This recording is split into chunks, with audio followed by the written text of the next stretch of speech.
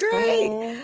What's up, power couples? Hello, power couples that rock. It is Timeless Tuesday, and we are live, right? Yes. We missed you all. Yeah. But before we jump in, I first want to welcome our co-host tonight with us, pastors, but it's pastor tonight. Pastor Alvin Parker is in the building tonight, and we welcome you tonight. Hey, hello. We miss you, but we know that you get well soon and come back and visit us. Yeah. She'll be live probably on doing a lot of the chat for us. That'll be great. Yeah, knowing her, she probably will. She might. And anyway, and then also we want to just welcome back our second co-host, Calvin and JJ with Black Hey. Woo-hoo. Welcome back, Catherine. We missed you. Well, thank you. Thank you. I missed you all. I want to just first say thank you to everyone who had been praying for our family, who sent cards, texts, gave me hugs, let me cry on your shoulder, flowers, all of that. I want to thank you all for your support in the passing of my mom. And we celebrated her really well. I'm definitely going to miss her, think about her every day. And there's just parts of me, things that I do, I see that's my mama in me. But I want to thank you all for allowing us to grieve and go through our process as a family. And if you guys walked in our kitchen right now, it would be like a florist. That's just how much love and support not only does her mom have, but also Catherine has as well. So it's absolutely incredible, the level or the amount of support that we've received throughout this season. And so it's wonderful. So I just walked through, it's like, oh my God, you just breathe all of the flowers that's in the air, that aroma that's in the air. It's like, I know it won't last forever, but it's really fresh. Yeah. In our kitchen.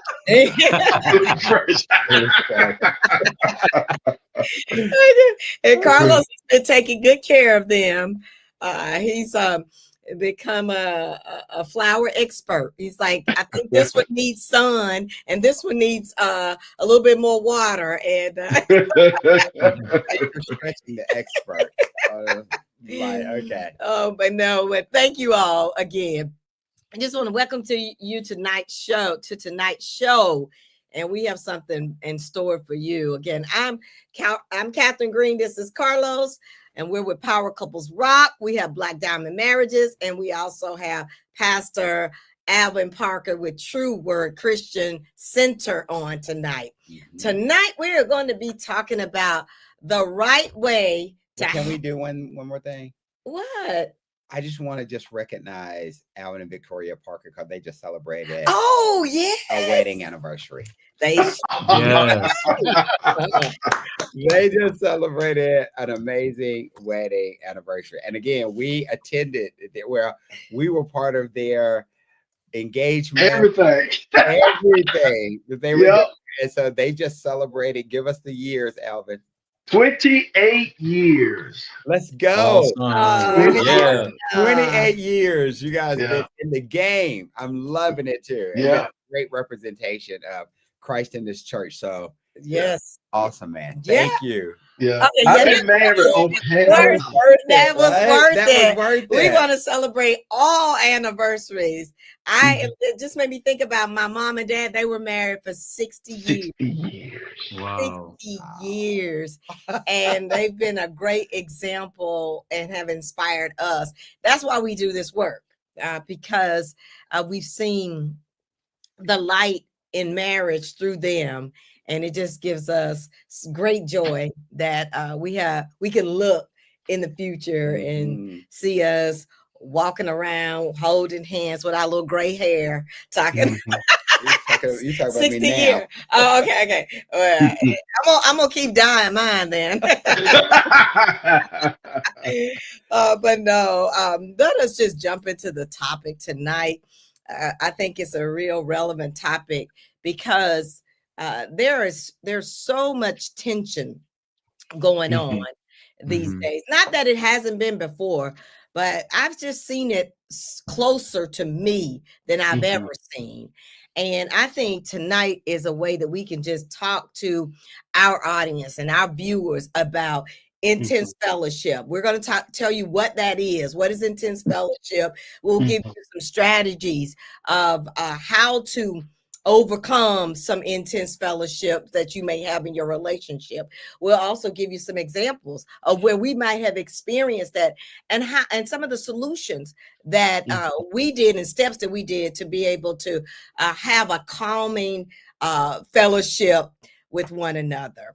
And so I'm just going to jump right in. I'm just going to ask the question, first of all, to Parker.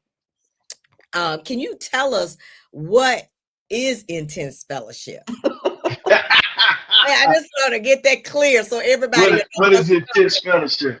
It's really talking through disagreements that are, in fact, intense. There's emotion involved. There's feelings that's been touched, and it's intense. It's strong, and there's the potential for wrong words to come out or things to be said that we cannot take back. So that's what I would define. It's intense. It's heated, and you got to exercise some self control in those moments because you have them. Okay. Is there a difference between arguing or an intense fellowship? Is there a difference? I believe it is. Arguing is where people are just somebody's trying to win and they won't let it go. They won't settle it. It's just, I'm going to win. You're talking over one another. Intense, to me, intense fellowship can be there.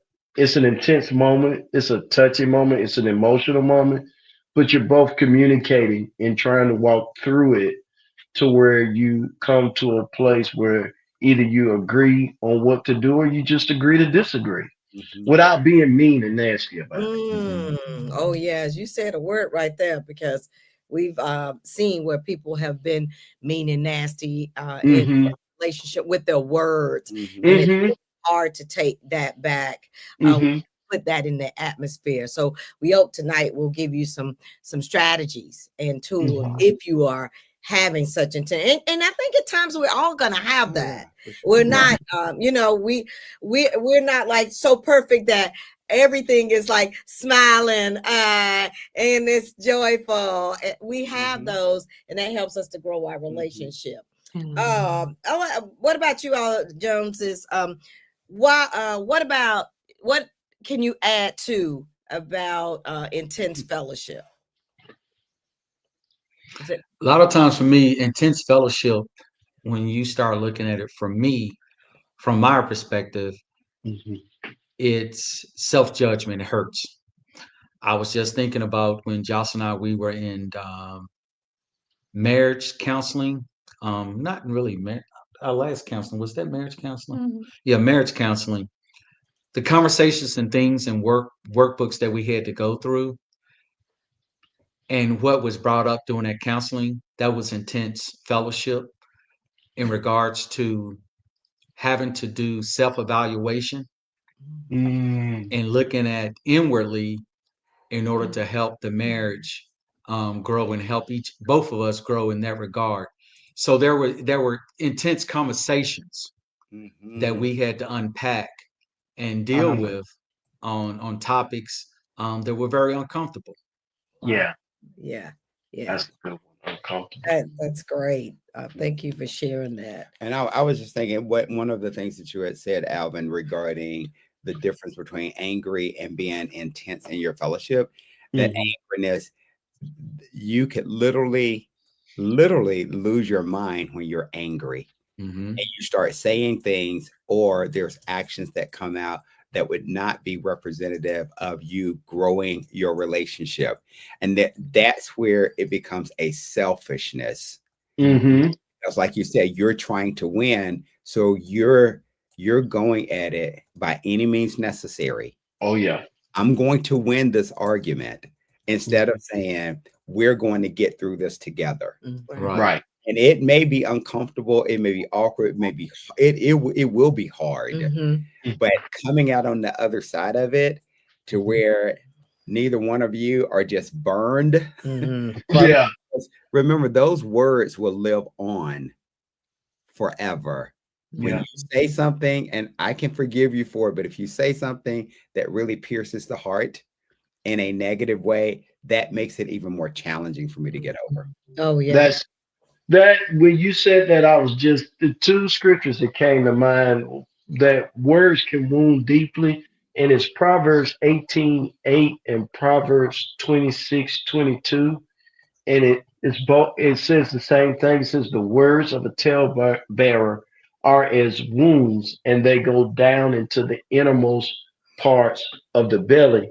And when it talks about the innermost parts of the belly, actually it uses that same phrase in Proverbs 20:27 when it talks about God searches the innermost part of man. And so words can wound the spirit. Words can break down the spirit. And so when you're releasing words, like you say, out of control, you're not thinking, you're just emotional. Man, you can't take that back. And that wounds a person deeply. And then now they have to work on themselves and use their faith to forgive you of what they said. Now you've given the devil something to replay in their mind. And That's so it. we have to be careful about that. I didn't see it that way at first until I started studying the word of God about how our words are important to us. Okay. Thank you. I wanted to hear a little bit more. Calvin talked about when he was doing self-examination and how that brought about intensity. Can you share with us a little bit about how that impacted your relationship and how you were able to get beyond that?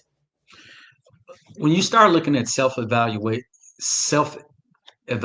yourself, rather, you have to come into a point of being humbled and knowing that you have faults or you're not perfect, if you will. And so you do that self-evaluation and say, hey, how can I have reacted differently? Or what changes I need to make in my life so that we can come out of this situation up and have a positive outcome. So, when you start evaluating yourself, I think I shared one time, in my profession, I think we had talked about 3 stages of giving a presentation: front of the room, back of the room, and in the room. And when you are in the room in a situation, no matter what, you're examining yourself. So you become disconnected with the current situation, and you start looking inward and say, okay, how's my body's language? How is my body language? What is my responses? What, who's getting on my nerves, and trying to self-evaluate yourself to change the atmosphere, especially if that atmosphere is going in a negative manner. So self-evaluation while you in the room Wow. tends to help a lot with calming the waters. Oh, that's good. Yeah, we need to do a lot more of that. Calming the waters. Before we open our mouths, do a lot more. Yeah. In the room. Yes. In the room. In the Seriously. room. Yeah. Yeah. So why do you think people struggle with such disagreements within the relationship, being able to resolve it? For me, I think it's the way it's hereditary, and it's one of those things about. I think Alvin had talked about it, or Carlos has said we want to win, and so you're going into a situation and you come in with the mindset, I'm gonna have the leg up. I'm going to win this argument. I'm going to win this debate, and so you go in with the mindset, I got to get one up on whoever it is, and it's bad when you say you got to get one up on your spouse. because I want to come out victorious. We as men, we were, if you're a competitor, you don't want to lose.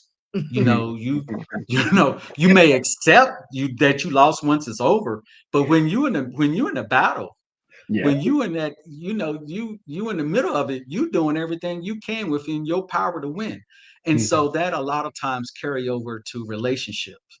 You doing everything in your power to say what you need to say, how you need to say it, thinking about it so that you can say, check that box, I won. But really, are you really winning in regards to that? Because you just defeated the person you're supposed to be in love with. Oh. And y'all on the same team. Why you trying to win against each other? Right. Oh, that's good. Right. Did you have something to add to that, JJ? I think for me, we were just talking earlier about how we both grew up and Calvin was talking about how he had a fear of I guess speaking his mind to people, saying what he thought because of, fear of what they would think, or especially with adults, what they would say. And I was telling him that I didn't really have that same fear. Even though my mom that used to always say, don't question authority, you don't question adults. I wanted to still know. Right. And so I would ask because I wanted to know. If something I didn't understand, something I didn't get, I would still ask. And if that meant you was gonna fuss at me, I would say, okay, I know you said I'm not supposed, but can you explain to me why? So a lot of times I was labeled as being a troublemaker, a confusion generator, the one that stir up conflict and real confrontational, because I would ask the questions but it wasn't because I was questioning authority. It was Just wanted because to know. I was curious. I hungered for knowledge and I wanted to know. And so I think people that actually know me also know my intentionality. So they know that when I am asking questions, it's not to interrogate you, it's not to question your position of authority or power. It's because JJ looking for some understanding. JJ trying to figure this thing out.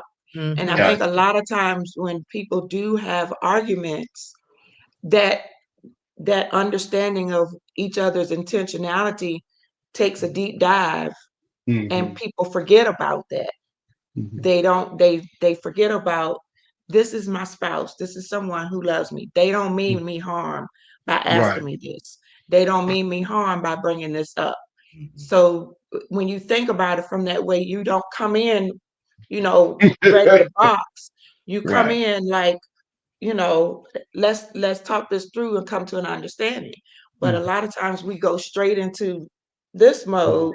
And when you go straight into this mode and somebody else, it's like us black people. You see some black person running, you ain't asking no questions. You just gonna start running yourself. Somebody come at you and they like, like this, you just gonna automatically come up to and be ready. So I think a lot of times you just have to remember the person's intentionality behind it. Yeah. I was thinking that as you were talking, both you and Calvin were talking, there's two things. One is that when Calvin said that is that's inherited in what we do, especially when we grow up, we're taught to defend ourselves and face. But then also in our families, we oftentimes either will model what we've seen or we'll go to the other extreme of what we've seen. So if someone has been very argumentative in your family that you've grown up and you think that that's the norm, then that starts to come out with you as well. And you don't understand that that's not normal. That's a dysfunction that people are always hollering and yelling and cursing people out and then leading to domestic violence and all of that and carrying grudges for days on end. That's not normal.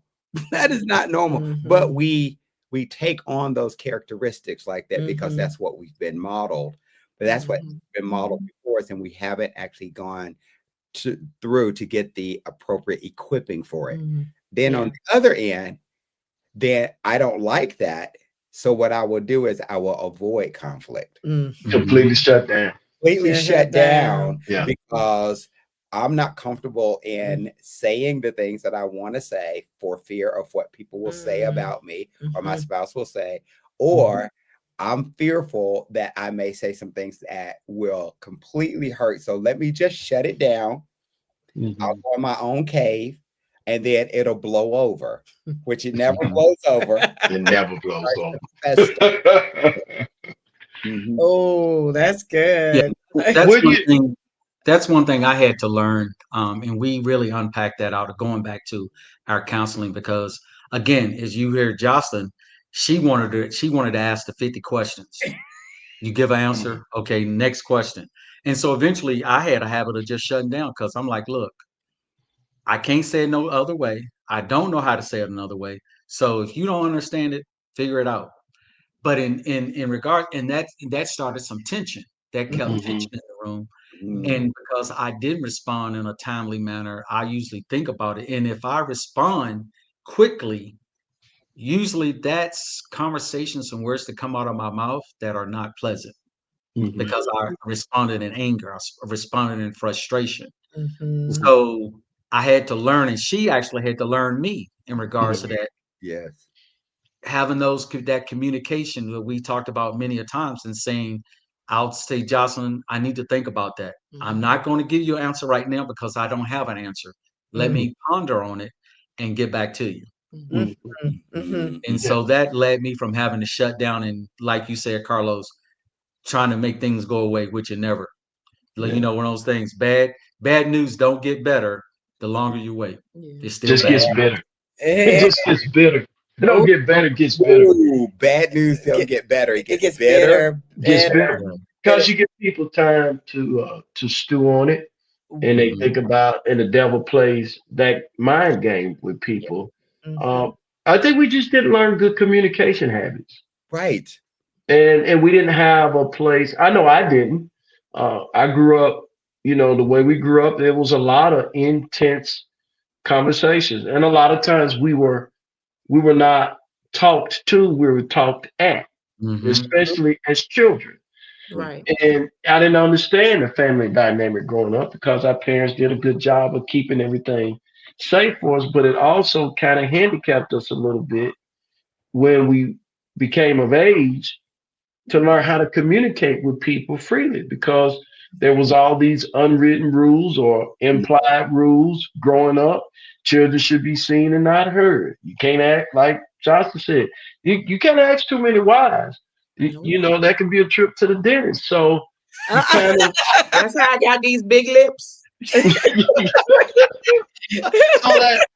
that leads to a lot of poor communication habits, and that, like Calvin, I struggled communicating with Pastor Victoria in the beginning of our marriage, and there were times we just had to table things because it was just that intense. I didn't have the words, but I wanted her to understand. And then there were times she was like, Alvin, if I say it right now, it's just not gonna come out right. It's not, and I can't pull it back. So we're gonna have to table this. And you know, I grew up, I'm a man, let's fix it. Let's fix it now. I don't want to wait, but I had to trust her, and I had to trust God that she would come back and unpack this thing. And so I just learned, God taught me from love that I give up my right to win in any discussion. I don't want to win. I don't want to win. It doesn't matter to me. And that really helped me listen, because I thought I was a good listener until I started working at BT, and they taught me the customer reaction cycle. Yeah. I was like, man, I don't listen at all. But I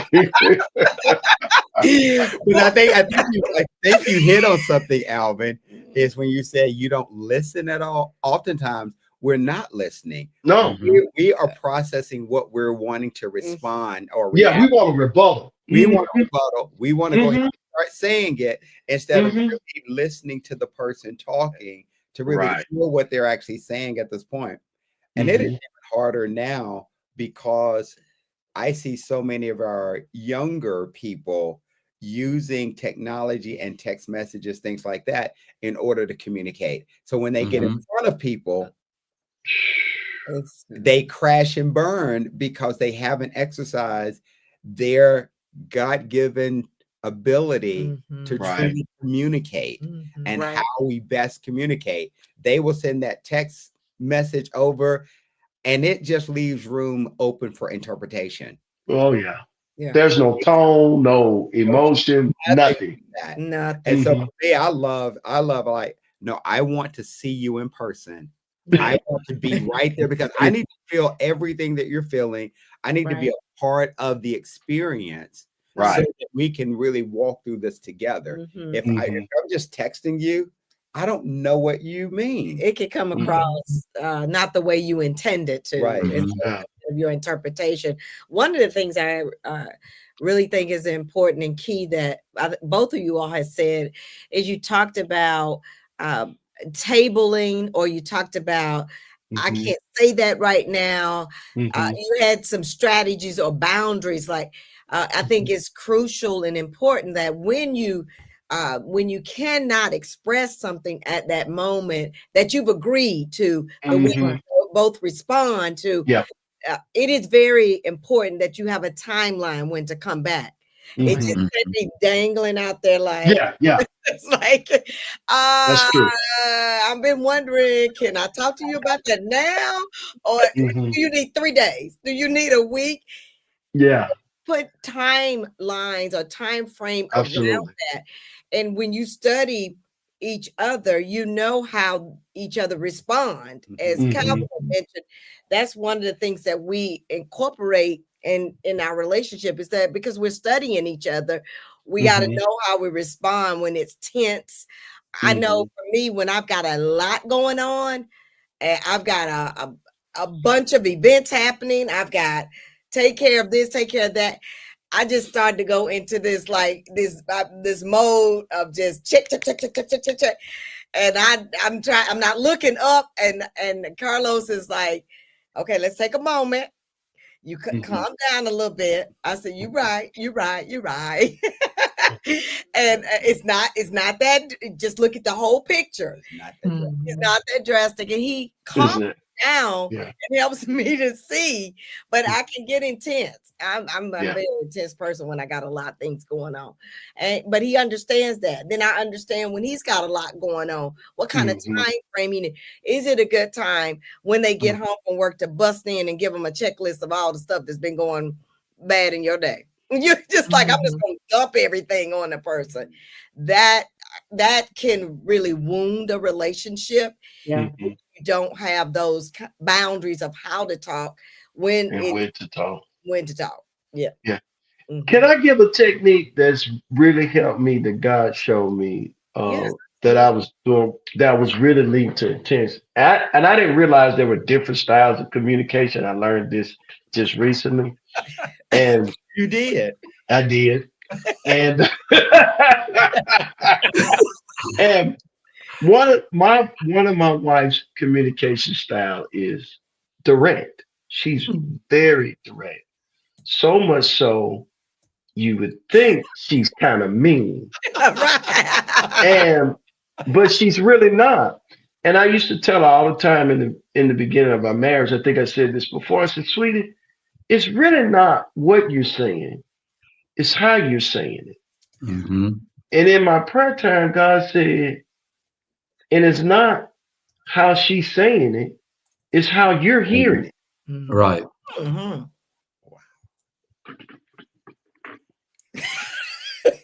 Okay. So here's what God was showing me. You're allowing predetermined thoughts to color what you're hearing and not listening to your wife. And that was just an attitude adjustment according to the love of God that's in me, that he reminded me, you need to listen with ears of love. Because see, when you love God's word, the scripture says nothing offends you. So that's one of the ways that you can guard against offense from your spouse. You know they love you. They've been with you all this time. So why are you hearing it that way? Intentionality. Even if it comes out intense, even if it comes out that way, you can choose to hear it how you want to hear it. And it's really listening with a forgiving ear. Yeah. Ooh.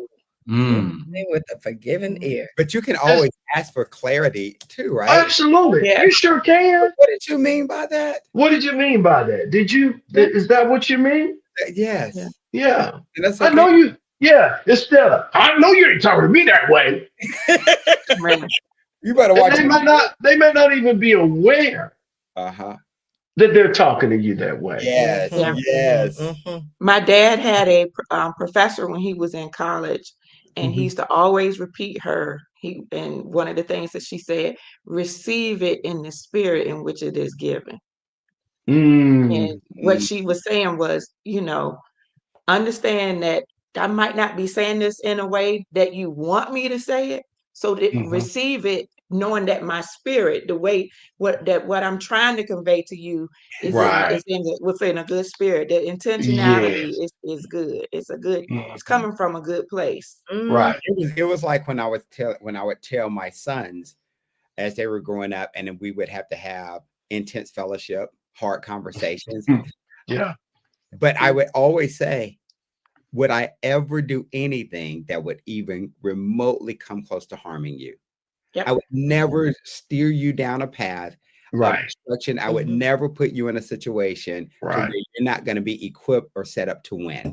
Right. And so even with me and Catherine in our intense fellowships, I'm going to always be in a posture of how do we win together? How do we Absolutely. overcome this Right. challenging situation, whether it's Right. something that financially that we're going through or Mhm. something that's been done against us that we don't agree with, and we get Right. into this argument. It's not really an argument, the intense fellowship that we have, Mhm. because we're trying to walk through Right. that issue together, Mhm. not blaming each other for the issue. Even if it's something that I did, made a Mhm. decision that I probably shouldn't have made and put us in a situation that we shouldn't be in. Right. Right. Right. I've I done it. we all said do right. that, right? I've done it. I Oh mean, yeah, I've done I've done it on several it. occasions, made a decision, done Mhm. something, and it didn't put us in the best possible position. So now, Right. how do we have intense fellowship where she listens to me with a forgiving ear, Mhm. and I become transparent and vulnerable in everything, Mhm. so that she's not blindsided by anything else that That's it. may come out. And Right. so we get through that and make resolutions about what that looks Mhm. like going forward, Right. Yes. just so that we don't experience that again. Exactly. At least that issue. But the other ones. Mhm. But the other ones. Well, my question is if there's a couple out there like right now, Mhm. they're listening, and they keep having this cycle of they're stuck in just Mhm. this pattern of negative behavior, nasty behavior. What are some steps that they can take to break the cycle? Mhm. my my first step is let the peace of God be the umpire. Mhm. Colossians 3:15 from the Amplified Classic says, "Let the peace of the soul harmony which comes from Christ rule and act as an umpire continually in your hearts, deciding and settling with finality all questions that arise in your minds." Now, a great way of looking at that, because some people may be listening, they're not a believer. And what I would say to you is this, that for the believer, one, and then I'll just the other part of it, is deal with the questions that comes to the mind before you respond.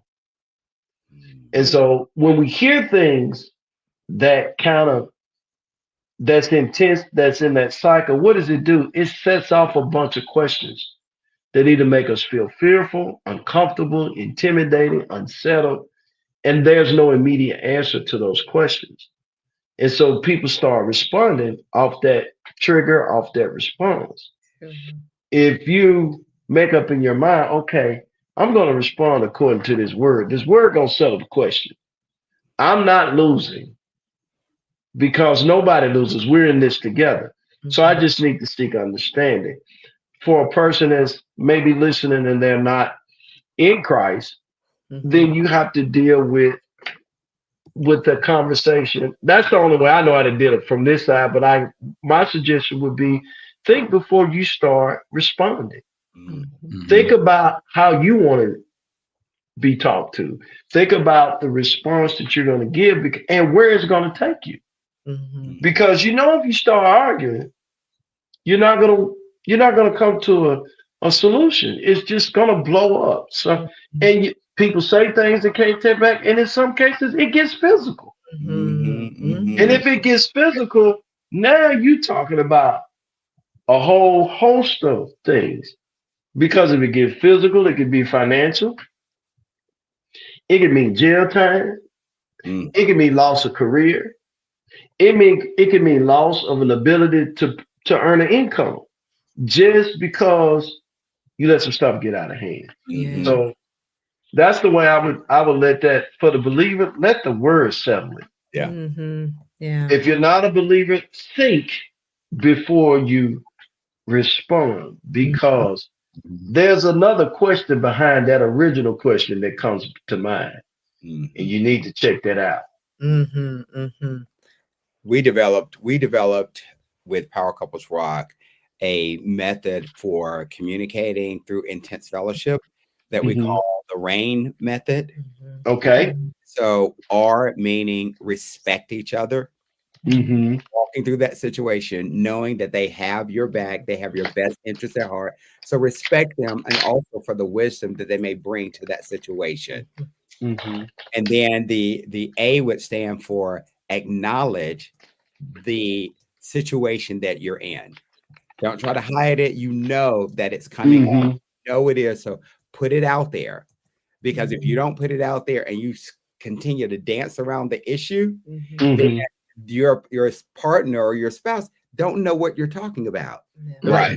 Put it out there. Acknowledge, both of you all acknowledge that there's an issue. And then the I is issue focus. Keep it issue focused and not on each other. Keep it issue focused. What issue are we trying to resolve at this point?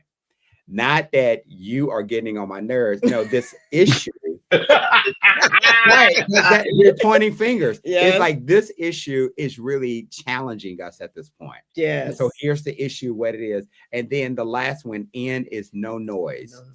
So you keep noise out of, like, don't be having all your girlfriends who are divorced, all your homies who don't want to be married, all of those that, that don't really have the best perspective when it comes to marital relationships. Enduring until the end, you don't want that kind of noise to come in. So get you maybe a couple of people that you feel like can be good advocates, champions, ambassadors for your relationship. That if you need that, and someone who is skilled in the word, all of that will help you. So if you can walk through that method or that template, that there's nothing that you can't resolve. Yeah, that's a great point. So we now have lean into the word of God to be the umpire, and you use the RAIN method, which is certainly what we've used. Another tool that's been very helpful is, Alvin mentioned BT. We both used to work at, all three of us used to work at a company called Bankers Trust. And they would send you through all of these leadership classes, these communication classes, all of this, so that you can learn how to talk to the customer, talk with your colleagues. That was all important. Well, those skills are not just for the job. They're transferable. Those skills are transferable. And those are the kind of things that you can take into your relationship and use them. They are very, very beneficial. But we just say, don't silo those training courses that you get. Incorporate those to help you resolve issues that may come up in your relationship. Yeah. I know something that I've used before is what I said versus what you heard. And I know that a lot of times couples, like you were talking about, get into this cycle of just going at it. And a lot of time that's because what was said is not what was heard by the other person. And so I know with my previous marriage, that happened a lot. And eventually it got to the point where I would just be like, okay, when I could feel things were getting heated and we were just going back, eventually I'd just be like, wait. Okay, here's what I said, but tell me what you heard. And tell me what about what I said bothered you? What about that? How did that make you feel? And once we started doing that, then it was easier for us to kind of go in and pull out the extra pieces and really get to the meat and the root of what really was intended to be discussed in the first place. So I would offer that as a tool, is to, if it's a cycle that you continue to get in, one of you get to it. Sometimes it might be one of you that has to be the one to be like, okay, wait, hold on, wait. And it might mean sometimes you can't say it to each other. Pull out some index cards where, on one side of the index card, what I said, on the other side, but what I heard. And then pass them to each other so you can read and give each other time to dissect that, whether that's, okay, here's my card, I'll take your card. We're going to take 5 minutes apart and go digest this, meditate on this, and then let's come back together and see if we can work through this and talk through it. Because a lot of times, a lot of misunderstanding happens based on what was said versus what was heard. I know for Calvin and I, anytime that I would bring up something from the past that I was using as a reference point, he took it as me using it as something to throw in his face. So because he took it that way, he wasn't trying to hear anything I was trying to say in that regard, because he was like, no, you trying to throw this in my face. And for a long time, I could never understand, like, why is he getting? And I'd be like, why are you so upset? That's what you said, or that's what you did. And he'd be like, you're always trying to throw my past in my face. And I'm like, no, if we talking about like, we're going to get ice cream, and I went and I got you chocolate and got me vanilla, and then you upset because why did you get me chocolate? I don't like chocolate. No. 3 years ago, you said chocolate was your favorite. So I got you chocolate. Well, you trying to throw that in my face. You act like I can't change. I don't like chocolate no more. I like butter pecan. That's my favorite. And I'm like, well, I didn't know that. But you trying to throw it in my face. I wasn't throwing it in your face. I was using it as a point of reference. So again, I think that still goes back to the intentionality, because he did not understand that my intentionality wasn't to be confrontational. Can you just bring like 4 or 5 different ice cream flavors in and let him pick what he wants? Look. So that goes back. That's also. I'm gonna break in there because she said a lot in regards to that. It goes back. Oh, sorry. No, but I'm saying things like that could cause a very intense fellowship. Right. To the point where it'll go from, how you don't know that's my favorite ice cream, to you don't even really know me. I can't believe we've been together all these many years and you still don't know me. Well, you don't know me neither, because you came in here yesterday. And it could just keep rolling, all because what started out as somebody trying to do something nice for their spouse, and it just tumbled. And so that's why I was saying, I think a lot of it goes back to intentionality. You have to know your spouse is not coming for you. Yeah. They Can't even get a brother a scoop of ice cream. Exactly. So what you gonna say, Calvin? What you got to say, Cal? What I was gonna say is it goes back to communication. Just because I liked something 3 years ago don't mean I like it now. So if you would have communicated that before you went and bought it, asked that question, we wouldn't have had that problem. That But just a intense little conversation. just a little conversation. Little conversation. That's all that needed to happen. Just a little bit. But in regards to that, not this is a counseling session, but in regards to that, what tended to happen in intense, I saw it as you're part of that thing as the debate to win that argument. You want to put these examples in and say, hey, this is that, and so forth and so on to validate what you're trying to say, as opposed to just saying it and bringing up all that past stuff. So we had to get to that understanding, that realization together that we don't need to bring up to validate, just say what we need to say. And then sometimes that validation comes into play, but it became overwhelming for me. And it came back to that intense conversations and just shutting down. Yeah. So we've learned over the years to handle things differently and to really give each other grace and time in order to unpack those things. And like you said, Catherine, come back, because I'm a procrastinator. If you give me a day and 24 hours, well, 23 hours, I'm gonna take that whole day and 23 hours to come back to you. And meanwhile, I'm boiling. Right. I think this is definitely great conversation. We're definitely going to have disagreements throughout. Keep on living. You're going to have disagreement. But what we want to make sure that our listeners and viewers have is that they have some techniques. They have some tools and resources to where they can help work out some of this intense fellowship. You've heard some beautiful ones here. We seek God for the being an umpire, the rain noise, what I said versus what I heard.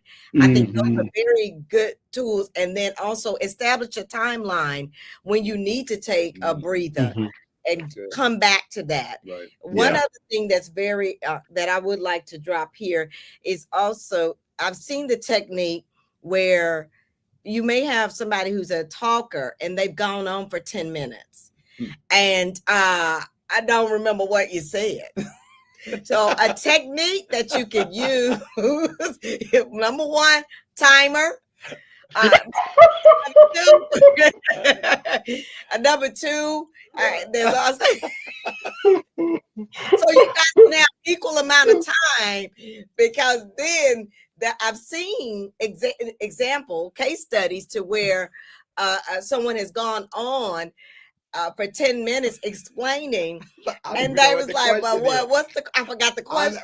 And now we've got an intense conversation because you're not listening. It's like, by the time you came around, I done did my grocery list. I didn't tell you.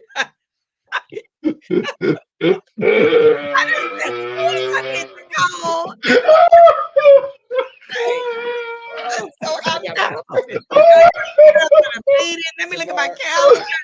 Now you got attitude because I don't remember what you said. Listen, Linda. Listen, Linda. Listen, get a timer because stop talking. You can get out. Stand timer. One more. Say the timer. Turn it. And those who are not talkers, they're saying timer. They may run. It may not even run out. They sitting there thinking, what else can I say? I'm done. Then the person who's talking, they go, I'm gonna take your time. Right. Preach. Just let that run, and then I said it to mine. Just let yours keep running. You done? You done? I'm gonna finish your time. I'm gonna finish your time. We trying to help you all Oh, Jesus. to have better conversations when they're. Oh, Lord. Oh, God. These are tools that can help. That I just wanted to drop that seed because I know we had given them a lot of strategies. And yeah, I'm done talking. I don't have anything else to say. I'm good.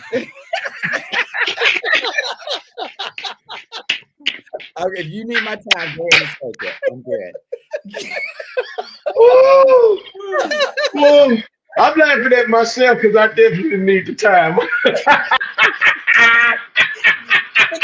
I'm gonna tell y'all, trust and believe. You have repeated yourself at least 3 times. On. At least. Why are you talking about my family? I'm trying to help y'all. We're trying to help you all out there to have better, intensified conversations. Yes. I'm telling you, it's gonna be good. It's gonna be good. If you don't have a timer, there's a timer on your iPhone, your smartphone. There's a timer. Oh, you got a smartwatch. Well, Alvin, I'm just gonna say that might cause problem because they say, there you go, looking at your phone. You know how we do. We gonna find something. You just pre-qualified. Now, in case you think I'm looking at this phone, I'm setting this timer. Yes. So you don't be making grocery lists on me when I'm trying to explain how I'm feeling. It's already a challenge for me to get this out in 10 minutes. Lord. You need to go to Toastmasters. Oh my God. You talk too much. Yeah. if we know that the status has changed over the years about people listening, used to be 20, then it went to 15, then it went to 10. Now it's like 7 or 5. So you have already lost them. Yeah. When you've gone to 10. Yeah. We talk about their attention span. It's not that long. Attention span is not that so long. We're gonna do better, right? We're gonna all do better with listening, repeating. I'm using my faith for people. Their attention span longer than that. So they're looking at you and doing their grocery list. Okay. Yeah, we'd have heard a couple of your messages, Alvin. Yeah. Listen,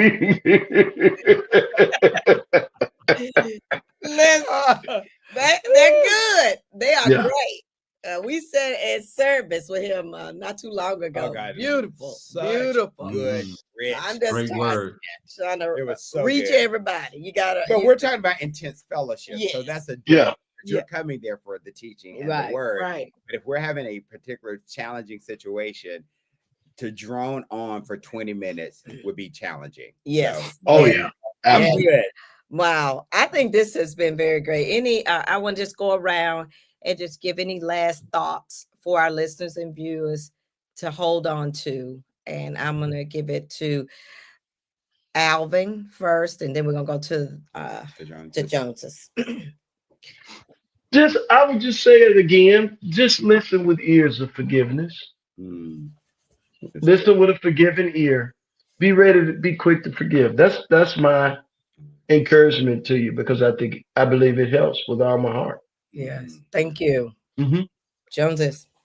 For me, my biggest takeaway is in regards to what Carlos has stated is rain. And out of rain, I'm using the I. It's issue focused. Yeah. Because when we're dealing with a lot, we tend to bring up what was said last year, 2 years, and so forth. So if you stay issue focused, that will keep everything in that realm, if you will, in that box, that where you can resolve that. And then you don't allow a lot of noise and outside interference come in that conversation. That you stay focused, and that will help us to resolve what the issue at hand. And staying issue focused. So thank you for allowing me to share that, Mother Catherine.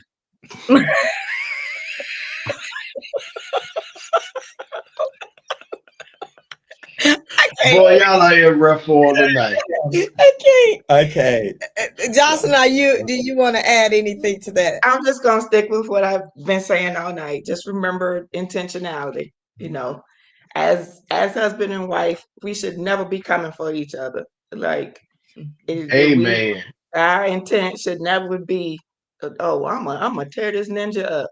Yeah. That should never be our intentionality. Exactly. Yeah. Our intentionality should always be to be understood and to understand. Yeah. So if we keep that in mind, then we should be able to have intense fellowship without being so defensive all the time. Yeah.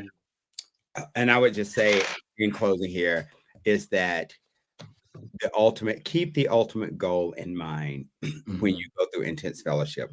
The goal is that you come out stronger on the other side. Both of you all win on the other side of intense fellowship. And so if anyone's losing, everyone's lost. Amen. Keep that in mind. Okay. With that being said, I think you all have said enough, and this certainly has been beneficial, I think, for us. I said y'all said enough. I think we're gonna get out of here early tonight. Oh my goodness, you all just Ooh, Jesus. This has been really rich and funny. I don't have anything. We're doing. I got good. 3. I got 4 minutes. Let's go. I got 5 minutes. I think that was your timer. Just join us here next Tuesday for Popcorn Conversation, where we are popping out the questions one pop at a time. Yes. We'll surprise you with what our topic is going to be for next week, but it'll be great. But in the meantime, in between time, while you're away from us, you got to remember to get powered up. Yes, baby. Next week. All right. You got tools now. Get busy. Get busy. Bye-bye. Bye.